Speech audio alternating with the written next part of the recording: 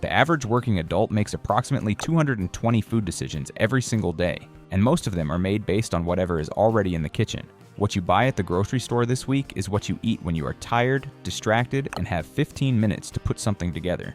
This is the exact list that makes fat loss the default. Let us get into it. The ultra-processed food problem and why it starts at the store. A 2024 randomized controlled crossover trial published in Nature Medicine followed 55 adults over 8 weeks. Participants were provided with 2 different diets, one built around minimally processed whole foods and one built around ultra-processed products, both following National Healthy Eating Guidelines. The minimally processed group lost an average of 2.06% of their body weight. The ultra-processed group lost 1.05%. Same guidelines, same structure. The difference was food processing level, nothing else. A separate meta-analysis published in the journal Advances in Nutrition, covering 25 prospective cohort studies and nearly 10 million participants, found that high ultra-processed food consumption was consistently associated with a 32% increased risk of developing obesity across different countries, different age groups, and different dietary assessment methods. Here's what that means practically. If you walk into a store without a list and buy what is convenient and familiar, the majority of those items will be ultra-processed, not because you made bad decisions. Also because the store is designed that way. The solution is not willpower at 9 p.m. when you are exhausted. The solution is a structured list that you build once and repeat. Category 1. Proteins. These are the non-negotiables. Every shopping trip, every week. Eggs are the first item on every list. A crossover study published in PMC, the International Journal of Environmental Research and Public Health, followed 50 overweight and obese adults and measured energy intake after either an egg breakfast or a cereal breakfast of identical calorie counts. The egg breakfast group consumed significantly less at an ad libitum lunch 4 hours later, 4,518 kilojoules versus 5,283 kilojoules. Hunger returned more slowly after the egg breakfast, and the effect held regardless of gender or BMI. Eggs are not just cheap and fast. They are one of the most well-researched satiety-inducing foods available at a standard grocery store. Alongside eggs, canned tuna, canned salmon, chicken breast, Greek yogurt, cottage cheese, and tinned chickpeas. The reason this list leans on canned and tinned options is preparation time. A professional who gets home at 7:30 p.m. is not deboning salmon. Canned tuna requires 30 seconds and a fork. Greek yogurt requires no preparation at all. The protein source does not need to be elaborate, it needs to be accessible. Research published in PMC from the journal Obesity found that high-protein diets, providing between 1.1 and 1.6 grams of protein per kilogram of body weight per day, consistently led to greater reductions in total energy intake, towards body weight and fat mass compared to standard protein diets providing 0.8 grams per kilogram per day. The mechanism is appetite regulation, specifically the suppression of the hunger hormone ghrelin and the increase in the satiety peptide, PYYY. The food does not matter as much as hitting the protein threshold. The list above gives you multiple ways to hit it cheaply and fast. Category 2.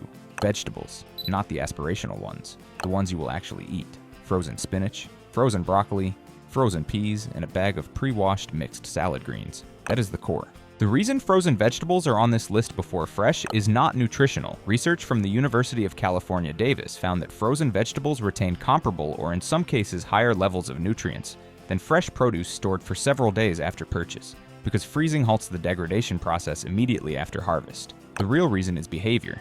Fresh vegetables go soft in 4 days. Frozen vegetables sit in the freezer for 3 months. The version you will actually eat is the version that is still usable on a Thursday night when you forgot to go to the store. Add to this a bag of cherry tomatoes, 1 cucumber, and 1 bag of pre-cut coleslaw mix. These 3 items require 0 knife work, 0 cooking, and can be added directly to a plate alongside any protein. The coleslaw mix in particular, raw cabbage, carrot, and red cabbage, provides fiber and volume at approximately 25 calories per 100 grams. Volume eating, the strategy of consuming high-bulk, low-calorie food to trigger satiety signals, is one of the most practical fat loss tools for people with no time to track macros. If you are finding this useful, hit subscribe. We post practical, evidence-based content like this every week. Category 3. Carbohydrates. The ones that work for fat loss. The goal here is not to avoid carbohydrates. It is to select carbohydrates that release energy slowly, support satiety, and do not spike blood sugar to the point where hunger returns within 90 minutes of eating. Oats are item 1. Rolled oats, not instant. A 2016 randomized crossover trial published in the Journal of the American College of Nutrition found that instant oatmeal increased satiety compared to a ready-to-eat oat-based breakfast cereal, but rolled oats, lower glycemic index, higher intact fiber, produced the most sustained fullness. One serving of rolled oats costs approximately 14 cents in most grocery stores and takes 4 minutes in a microwave. For a working professional, that is a complete breakfast. Add brown rice or basmati rice in bulk, sweet potatoes, and 1 loaf of whole grain bread. Look for a loaf where the first ingredient listed is a whole grain, not enriched wheat flour. The difference between whole grain bread and standard white bread is not dramatic in terms of calories. The difference in how quickly hunger returns after eating it is significant, and that difference compounds across the week. Category 4, fats. 1 jar of natural peanut butter. Ingredients should read only peanuts and salt, nothing else. 1 bottle of olive oil. 1 bag of mixed nuts, unsalted. 1 pack of full-fat Greek yogurt if not already in the protein section. Dietary fat does not cause fat gain. Caloric surplus causes fat gain. The reason fats belong on this list is satiety. Fat slows gastric emptying, meaning food stays in the stomach longer and the hunger signal is delayed. A 2022 review published in PMC examining the mechanisms of dietary fat on satiety found that fat intake stimulates the release of cholecystokinin, a hormone that directly signals fullness to the brain. The practical outcome is that meals containing adequate fat, not excessive but adequate, produce longer satiety windows, which means less unplanned snacking between meals. Natural peanut butter is on this list specifically because it is one of the most efficient high-fat, moderate-protein, portable foods available at any price point. 2 tablespoons contains approximately 7 grams of protein and 16 grams of fat. Spread on whole grain bread with a banana, that is a complete meal that takes under 90 seconds to prepare. Category 5, the items to remove from the cart. This section is as important as everything above.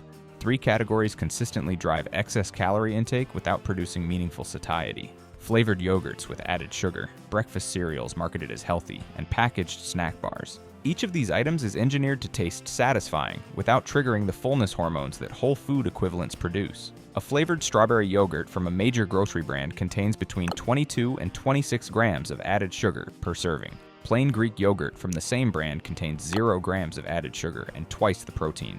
The calories are similar. The hormonal response is completely different. Breakfast cereals marketed with health claims. High fiber, low fat, added vitamins, average between 20 and 30 grams of sugar per 100 grams. The satiety response to these products is brief because the fiber content, while listed on the label, is often in a processed form that does not produce the same gut response as intact whole grain fiber. The Nature Medicine trial referenced earlier measured this directly. Participants on ultra-processed diets reported higher hunger levels and consumed on average 500 more calories per day than participants on minimally processed diets, despite both groups eating to satisfaction. Replace the cereal with oats. Replace the flavored yogurt with plain Greek yogurt and a handful of frozen berries. Replace the snack bars with a small handful of mixed nuts. The swap takes one decision, made once at the grocery store. After that, it requires no ongoing effort. The complete list. Proteins: eggs, canned tuna, canned salmon, chicken breast, plain Greek yogurt, cottage cheese, tinned chickpeas. Vegetables: frozen spinach, frozen broccoli, frozen peas, pre-washed salad greens, cherry tomatoes, cucumber, pre-cut coleslaw mix. Carbohydrates: rolled oats, brown or basmati rice, sweet potatoes, whole grain bread. Fats: natural peanut butter, olive oil, unsalted mixed nuts. That list covers every meal category for a working professional for 5 to 6 days. The total cost varies by location and store, but at standard supermarket prices, this list sits comfortably under $60 to $70 per week, significantly less than the average American spends on takeaway food across the same period, which the Bureau of Labor Statistics Consumer Expenditure Survey places at approximately $94 per week. The Cornell research on 220 daily food decisions points to one consistent finding: the decisions that are made in advance, in a low-pressure environment, with a clear structure, need consistently outperform decisions made in the moment when energy is low and time is short. The grocery list is not a diet. It is a decision made once in a supermarket that replaces 220 smaller decisions across the rest of the week. Build the list. Repeat it. The results follow. If this gave you something concrete to work with, hit the like button and subscribe. We break down practical, research-backed approaches like this every single week for people who do not have time to overhaul their routine. There is a related video on the channel about ordering rules for eating out 3 times a week and still losing fat. Link is in the description, and I will see you in the next one.